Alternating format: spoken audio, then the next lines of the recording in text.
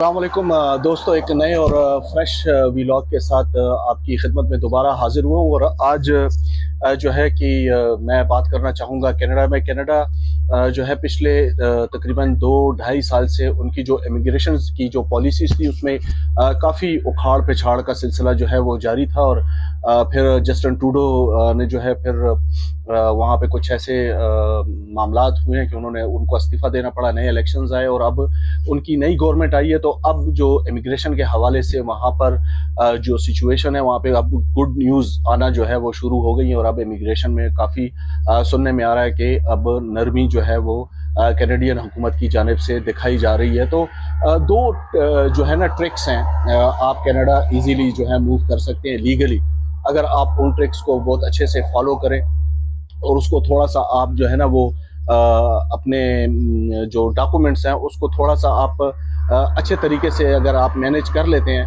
तो यकीनन आपको जो है कनाडा का वीज़ा जो है वो मिल सकता है। उसमें ये है कि आपको मैं वो ट्रिक्स आपको बता देता हूँ। एक तो ये है कि आप सिंपली, अगर आपका कोई ब्लड रिलेटेड बंदा जो है वो कनाडा में है, उसके पास कैनेडियन नेशनैलिटी है और वो आपके साथ अगर एक्सक्यूज़ कर रहा है कि नहीं जी मैं कुछ नहीं कर सकता, तो ये सरासर गलत है।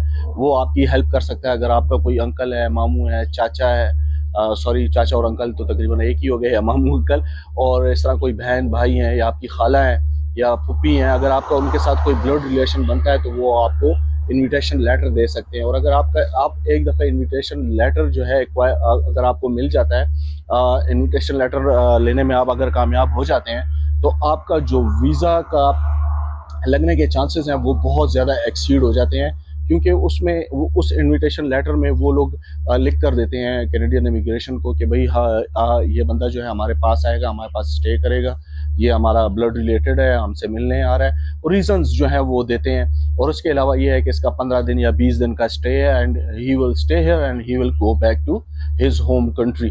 तो वो एक किस्म की एक गारंटी जो है वो दे देते हैं। और इसके अलावा जो है वो गारंटी भी दे देते हैं। और इसके अलावा ये होता है कि जो इमिग्रेशन जो ऑफिसर होता है वो उसको थोड़ा सा जो रिस्क फैक्टर होता है, जो लोग यहाँ से पाकिस्तान से या थर्ड वर्ल्ड कंट्रीज से बाहर जाते हैं तो वो बेसिकली स्लिप होते हैं, तो वो स्लिप होने का जो रिस्क फैक्टर होता है, अगर वो आप इनविटेशन लेटर लेने में जो है कामयाब हो जाते हैं तो वो रिस्क फैक्टर आपका स्लिप होने का वो बहुत नीचे आ जाता है। और जो वीज़ा ऑफिसर है वो आपकी एप्लीकेशन को पॉजिटिवली देखता है और वो फिर ये समझता है कि भाई इसको इनविटेशन लेटर है, इसको बंदा स्पॉन्सर कर रहा है, इसका जेन्युइन रीज़न भी है, और जो यहाँ का टैक्स पेयर है वो उसको बुला रहा है तो वो इसकी रिस्पॉन्सिबिलिटी ले रहा है। तो इस सिनेरियो में ज़्यादातर ये होता है, इस सिनेरियो के अंदर ज़्यादातर ये होता है कि आपको वीज़ा जो है मिल जाता है। अब क्वेश्चन ये आ जाता है कि वो आपके लिए क्या करे, तो वो आपके लिए सिंपल इज़ दैट एक इनविटेशन लेटर भिजवा दे। और दूसरा ये है कि वो अपनी बैंक स्टेटमेंट जो है उसकी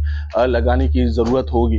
तो बैंक स्टेटमेंट में ये होगा कि वो वहाँ का ज़ाहिर टैक्स पेयर होगा, वहाँ पे जॉब कर रहा होगा, और यहाँ पे तो कोई जॉब करते हैं इन कंट्रीज़ में तो वो बाकायदा टैक्स पेयर्स होते हैं, और टैक्स पेयर्स की बाकायदा जो है वो अकाउंटेंट से उनकी जो है ना सालाना जो है उनकी जो है ना ये टैक्स रिटर्न्स फाइल होते हैं, उनकी स्टेटमेंट एक एक चीज़ जो है क्रिस्टल क्लियर होती है, तो वो बैंक स्टेटमेंट भी उसको देनी ज़रूरी होगी। ये दो चीज़ें अगर आप लेने में कामयाब हो जाते हैं तो आपका वीज़ा जो है वो 99% आपको मिल सकता है। इसके अलावा अगर जिनके पास कोई ब्लड रिलेशंस नहीं है और वो यहाँ पर नहीं पहुँच सकते, या वो लोग ये लेने में कामयाब नहीं होते हैं, या कोई उनको देने के लिए राज़ी नहीं होता, तो फिर उस सूरत में ये है कि आपने अपने बलबूते पे करना है। अपने बलबूते पे आपने अपनी डॉक्यूमेंटेशंस करनी है, 6 महीने की बैंक स्टेटमेंट लगानी है जिसमें 2 मिलियन का आपका फंड्स होने चाहिए, अपनी जो है टैक्स रिटर्न्स वगैरह सही तरीके से आप फाइल करें किसी अच्छे से कंसल्टेंट से रब्ता करके, तो आप अपने तौर पे भी विजिट वीज़ा अप्लाई कर सकते हैं। क्योंकि अब थोड़े से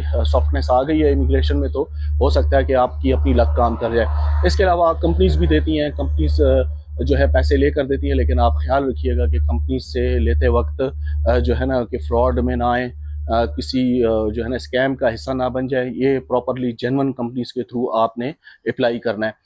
तीसरी कैटेगरी ये है कि फिर आप स्पॉन्सरशिप लिमिया के लिए अप्लाई करेंगे, आप वर्क परमिट के लिए अप्लाई करेंगे, उसके लिए भी काफ़ी जो है चांसेस हैं, वहाँ पे कंपनीज काम कर रही हैं।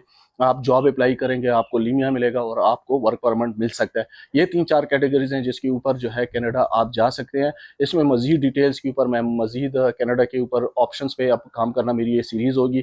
آئندہ کے 2-4 ویلاگ جو ہے میں کینیڈا کے حوالے سے کروں گا، لیکن آج کا ویلاگ جو تھا وہ انٹروڈکٹری تھا۔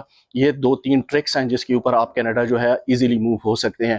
اگر میری ویڈیو آپ کو پسند آئی ہے تو اس کو لائک ضرور کیجیے گا، میرے چینل کو سبسکرائب بھی کیجیے گا اور اپنے فرینڈز کے ساتھ شیئر بھی ضرور کیجیے گا۔ نیکسٹ ویلاگ کا انتظار کیجیے گا، کینیڈا کے اوپر میرے 3-4 ایپیسوڈز آئیں گی، اس کو ضرور دیکھیے گا۔ اس میں آپ کو کافی انفارمیٹیو معلومات جو ہیں میں آپ کو دوں گا۔ تو نیکسٹ ویلاگ کے لیے آپ سے اجازت طلب کرتا ہوں۔ جانے سے پہلے دوبارہ آپ سے ریکویسٹ کروں گا میرا چینل ضرور سبسکرائب کریں۔ دوبارہ ملیں گے انشاءاللہ۔